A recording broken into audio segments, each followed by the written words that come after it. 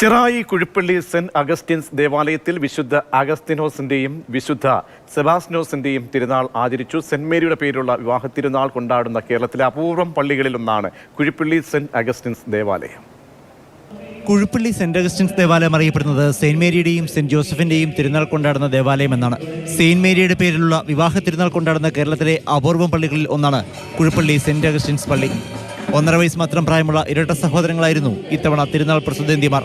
ISSDയുടെ സിഇഒയും ഇടവകാംഗവുമായ MV തോമസിന്റെ പുത്രന്മാരായ Sandric Thomas Maliyekkal, Emmanuel Thomas Maliyekkal എന്നിവരായിരുന്നു പ്രസിദ്ധന്തിമാർ. വിവാഹ തിരുനാള് വളരെ ചുരുക്കം പള്ളികളിൽ മാത്രമേ ആചരിക്കാറുള്ളൂ.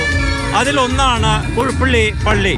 ഈ പെരുന്നാൾ നടത്തുന്നത് ഇരട്ട കുട്ടികളാണ്. തിരുനാൾ കർമ്മങ്ങൾക്ക് ഫാദർ തോമസ് പെരുമായൻ മുഖ്യ കാർമ്മികത്വം വഹിച്ചു.